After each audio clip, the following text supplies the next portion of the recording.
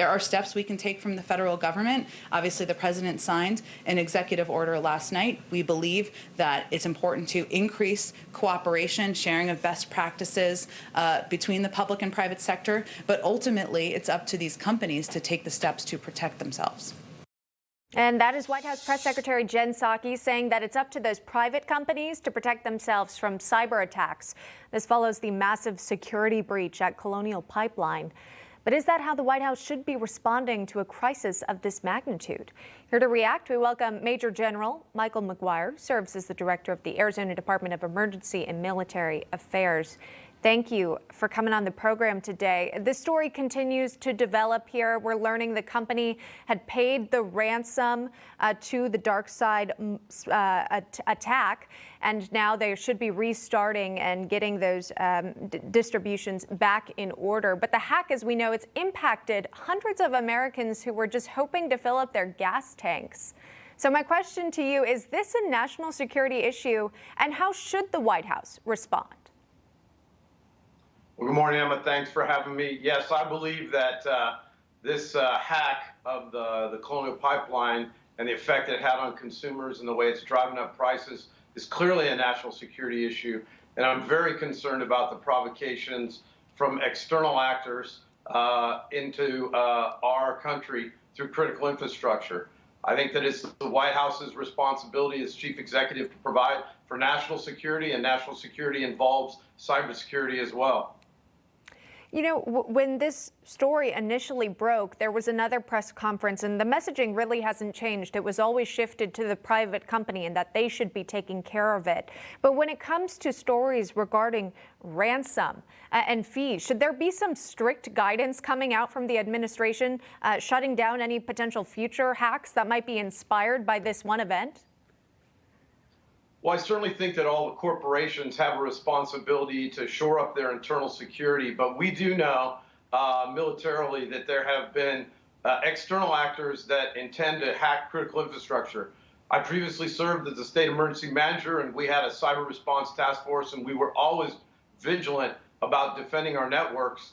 And as you know, national security is ultimately the responsibility of the president, the Department of Defense, U.S. Cyber Command, and the rest to make sure if external actors are involved, we need to stem those attacks so that we don't have effects on our citizens here in the States and drive up their consumer prices. It's really getting out of control out here. Yeah.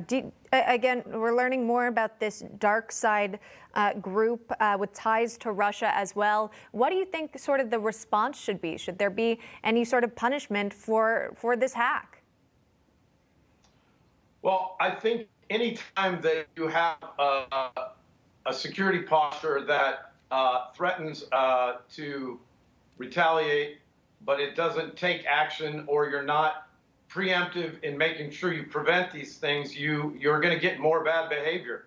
And you know, I can tell you here in Arizona, our primary focus has been the southwest border, and anything that entices more people to cross the border, like expanding the asylum claims or the catch and release program, that's always going to create more nefarious actors. And I think in the cyberspace, we're seeing the same thing.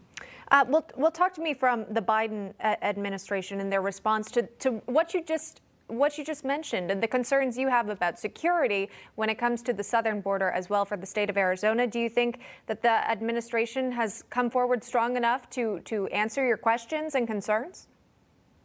I still think that President Biden is derelict in his duty here at the southwest border. We have deployed federal resources to augment Customs and Border Protection, ICE, and immigration services. The pressure on our communities is building. The cost of consumer goods is rising, and the people in Arizona are getting impatient with the lack of security.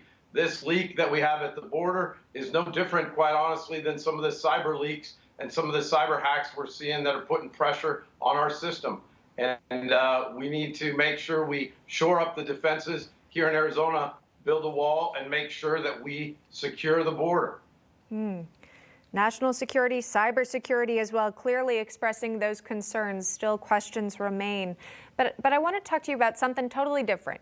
Tomorrow being Armed Forces Day, As we've watched, the Biden administration instituted a number of changes at the Pentagon as well. We've seen some recent maybe CIA recruitment ads come out. Just wanted to ask you, Michael, what's your message that you would give to someone who might be considering joining the U.S. military today? Well, first and foremost, I served for 34 years as a commissioned officer. I'm very, very proud of all my fellow servicemen and women that have served, that have protected and defended our constitutional liberties for over 240 years. I would say that as I departed just a month ago, I am very concerned about the idea of ridding extremism from the ranks and some type of purity test that might be applied to members of the military. I can tell you that we are a tolerant, not an intolerant group, and that we are very clearly the group that takes an oath of loyalty to protect and defend the Constitution. That's our loyalty oath. These young men and women that raise their right hands are there voluntarily. They're the best of the best, and to question their patriotism is unconscionable. Well, we thank you for your service. Major General Michael McGuire joining us here live on the program, answering our questions. We appreciate it. Thank you so much. Thanks, Emma. You got it. For reaction, we want to bring in our panelist for this hour, Bobby Eberle, Republican strategist and host of the 13-Minute News Hour.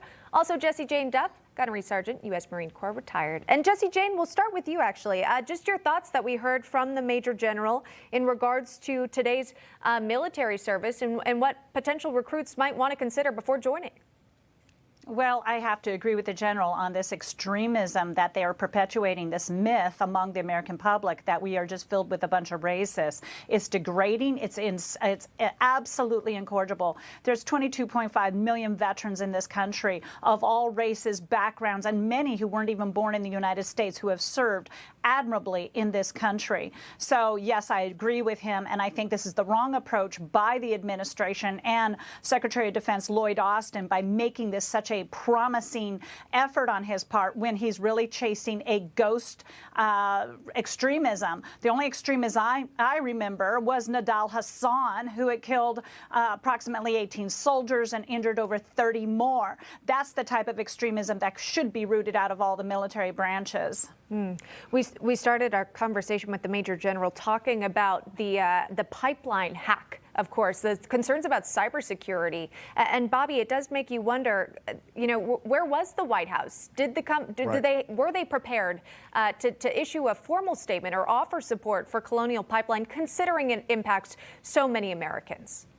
Well, this is just one in a laundry list of failures for the administration. And you talk about the statement from the White House. They put out a statement, and it could apply to just about anything. They said he was assessing, monitoring, and evaluating. He wasn't actually doing anything, but he was monitoring the situation.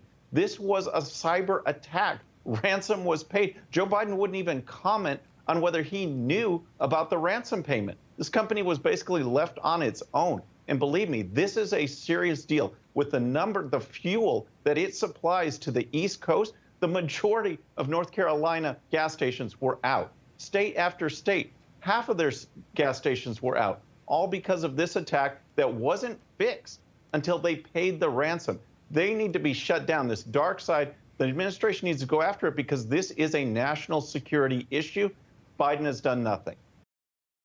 Hey, I'm Rob Finnerty. Thanks for watching. If you enjoyed this video, please join the conversation in the comments below. Don't forget to subscribe, too. Hit the bell icon to be alerted to breaking news. And remember, there's a whole lot more on Newsmax TV, America's fastest growing cable news network. Newsmax TV, we're real news for real people.